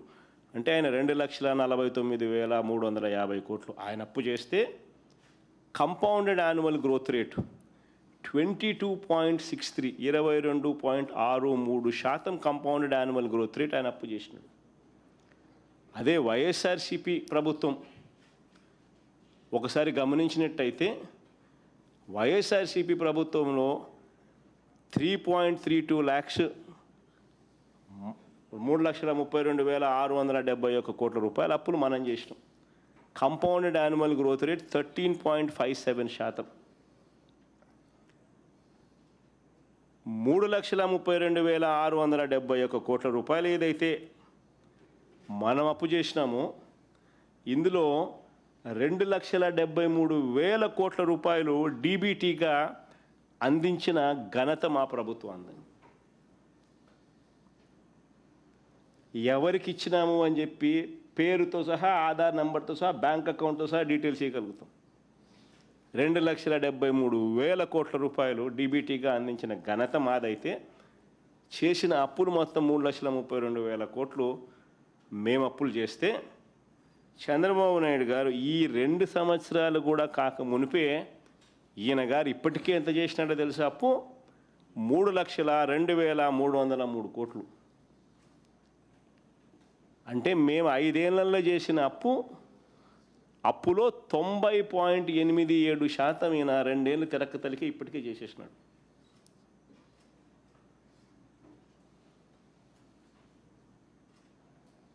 నిజంగా ఆశ్చర్యం కలిగించే విషయం.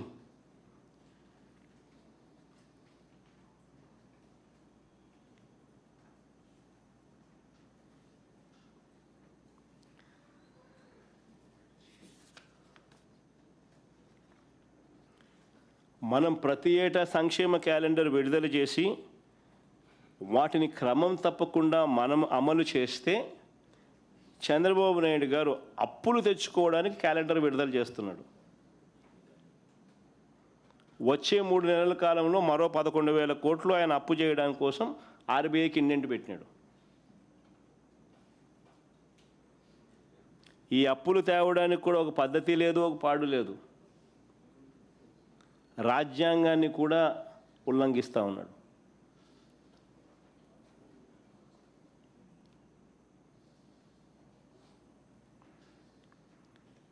పోనీ ఇన్ని అప్పులు చేస్తా ఉన్న చంద్రబాబు నాయుడు గారు ఏమైనా ప్రజలకు ఏమైనా మేలు చేశాడా అని అంటే అది లేదు. సూపర్ 6 లేదు, సూపర్ 7 లేదు. పైగా వైఎస్ఆర్సీపీ ప్రభుత్వంలో అమలు అవుతా ఉన్న స్కీములన్నీ రద్దు. పైగా ఫీజు రీయింబర్స్మెంట్ దిక్కులేదు. విద్యాదీవెన, వసతి దీవెన గాలికి ఎగిరిపోయింది. పైగా ఆరోగ్యశ్రీ గాలికి ఎగిరిపోయింది. రైతులకు దిక్కు లేదు, చదువుకుంటున్న పిల్లలకు దిక్కు లేదు, అక్క చెల్లెమ్మలకు దిక్కు లేదు, ఉద్యోగులకు దిక్కు లేదు. ఉద్యోగులకు కూడా దాదాపుగా ఎన్ని వేల కోట్లు? దాదాపు 30,000 కోట్లు బకాయిలు. 4 డిఏలు పెండింగ్. పిఆర్సీ లేదు, ఐఆర్ లేదు.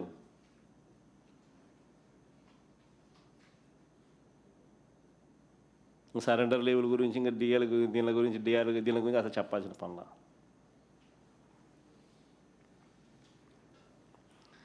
మరోవైపు ప్రజల మీద విపరీతంగా బాధుడే బాధుడు. ఎన్నికలకు ముందేమన్నాడు ఈయన? 5 ఏళ్ల పాటు కరెంటు ఛార్జీలు పెంచనన్నాడు. ఈయన అన్న మాటలు, ఎన్నికలకు ముందు కరెంటు ఛార్జీలు 5 ఏళ్ల పాటు పెంచనన్నాడు. ఈ 2 సంవత్సరాలు కూడా గడవక మునిపే ఏకంగా 20,135 కోట్లు కరెంటు ఛార్జీలు బాదాడు. అది పెట్టు మాస్టర్ చూపించు ఒకసారి ఎప్పుడెప్పుడు బాదినాడని. ట్రూ అప్ ఛార్జీలు అంటాడు, ఇంకో ఛార్జీలు అంటాడు, రకరకాల పేర్లు పెడతాడు. బాధుడే బాధుడు.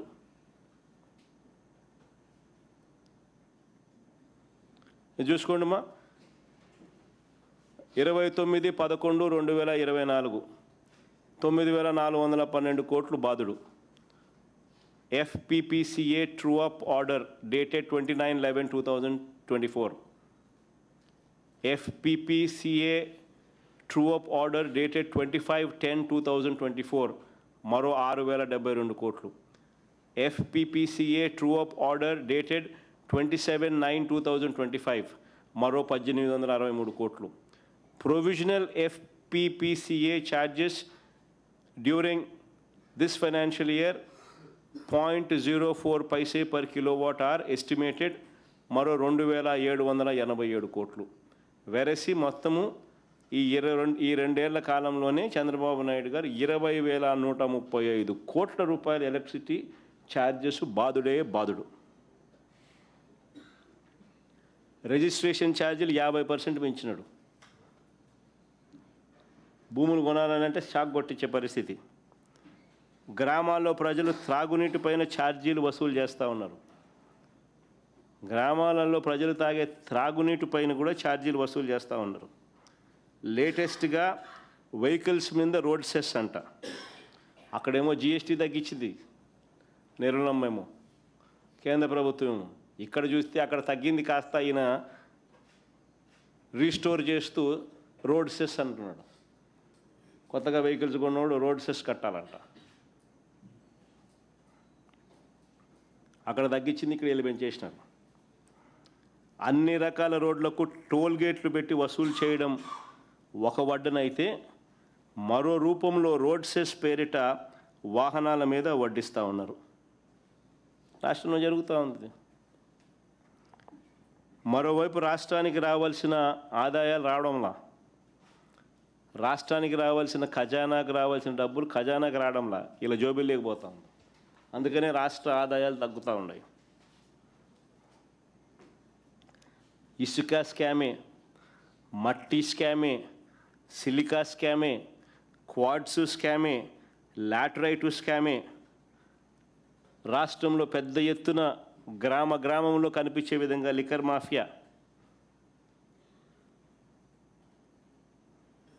అధిక ధరలకు పీపీఏలు చేసుకుంటూ స్కాములు, కమిషన్లు.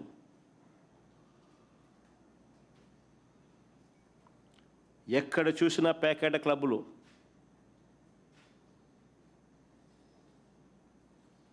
ఏ ఊళ్ళో చూసినా రేషన్ మాఫియా. ఈరోజు రాష్ట్రంలో చెప్తా ఉన్నా, కింద నుంచి పైదాకా ఏ పని కావాలన్నా కూడా లంచం ముట్ట చెప్పాల్సిందే. రాష్ట్రంలో పరిస్థితి ఇది.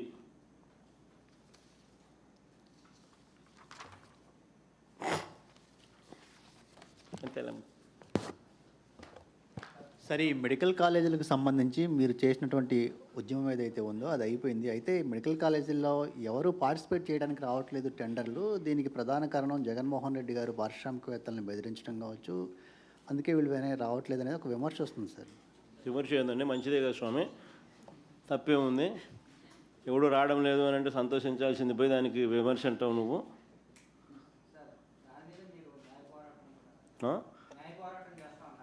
న్యాయ పోరాటంలో భాగంగా ఈరోజు నేను కోర్టులో నేను అడ్మిట్ కూడా అయింది కదా. మొత్తం 1 కోటి సంతకాలకు సంబంధించిన ప్రజల వాయిస్ను నిన్న వైఎస్ఆర్సీపీ అఫీషియల్గా కోర్టుకు ఫైల్ చేసింది. కోర్టు దాన్ని యాక్సెప్ట్ చేసింది. 6 వారాల్లో గవర్నమెంట్ స్పందించారని చెప్పి గవర్నమెంట్కి కూడా సమన్లు పంపించింది. That cases going on in the court. ఇది biggest scam of the decade. నిజంగా చెప్పాలనంటే అసలు ఎక్కడైనా కూడా మెడికల్ కాలేజీలను కట్టినవి, ఆల్మోస్ట్ అయిపోయే పరిస్థితిలో ఉన్నవి, సగం కట్టినవి ఎక్కడైనా కూడా ఫ్రీగా ఇవ్వడమే కాకుండా ఆ ఫ్రీగా ఇచ్చిన దాంతో సంతృప్తి చెందక ఆ జీతాలు కూడా 2 ఏళ్ల పాటు ఆ మెడికల్ కాలేజీలు నడపడానికి సంబంధించిన జీతాలు కూడా సంవత్సరానికి 60 కోట్ల రూపాయలు, 2 ఏళ్లకు 120 కోట్లు ఒక్కొక్క కాలేజీకి అయ్యే ఖర్చు ఈయన ఇస్తాడంట ఎదురు వాళ్ళకు.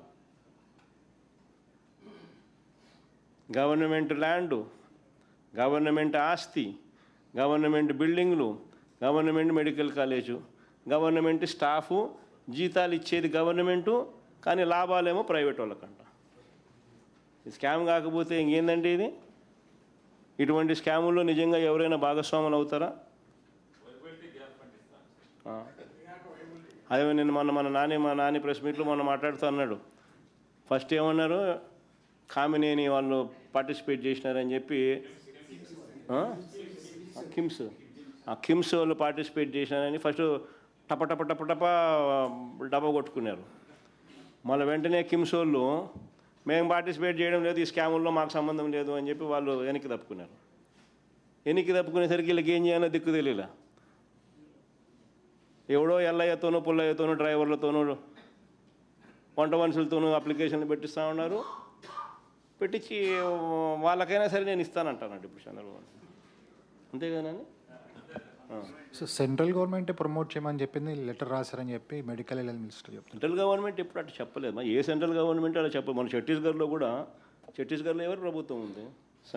బీజేపీ ప్రభుత్వమే కదా ఛత్తీస్గఢ్లో ఉండేది. అక్కడ కూడా 13 మెడికల్ కాలేజీలు కొత్తవి గవర్నమెంట్ మెడికల్ కాలేజీలు మొన్న స్టార్ట్ చేసినారు ఛత్తీస్గఢ్లో కూడా.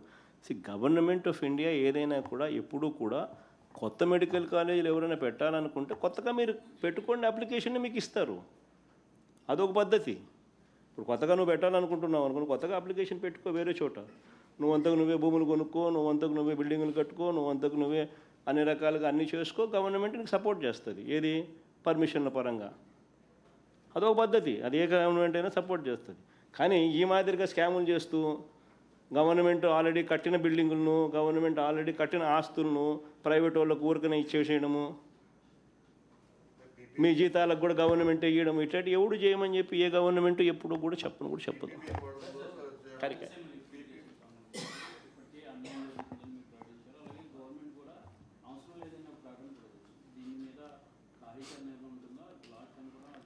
ఇది ఖచ్చితంగా వీటి మీద రాయలసీమ లిఫ్ట్ అన్నది రాయలసీమ ప్రజలకే కాకుండా రాష్ట్ర ప్రజలకు ఇది నిజంగా అవసరమైన ప్రాజెక్టు. రాయలసీమకు సంపూర్ణంగా నీళ్ళు అందితే గోదావరి నీళ్ళు యూటిలైజేషన్ కృష్ణా డెల్టా ప్రాంతానికి ఇంకా మోర్ సద్వినియోగం చేసుకోగలుగుతారు. రాయలసీమకి నీళ్ళు అందకపోతే ఆ గోదావరి నుంచి వచ్చే నీళ్ళు రాయలసీమకి ఇస్తారా, కృష్ణా డెల్టాకి ఇస్తారా? సో ఇది రాష్ట్రానికి సంబంధించిన వెరీ ఇంపార్టెంట్ సబ్జెక్ట్ ఇది. వీటికి సంబంధించి ఎక్కడా కూడా మనం అన్యాయం చేయడం లేదు ఎవరికి. మనము మన రాష్ట్రానికి మాత్రం న్యాయం జరిగేట్టుగా మాత్రమే అడుగులు వేస్తూ ఉన్నాం.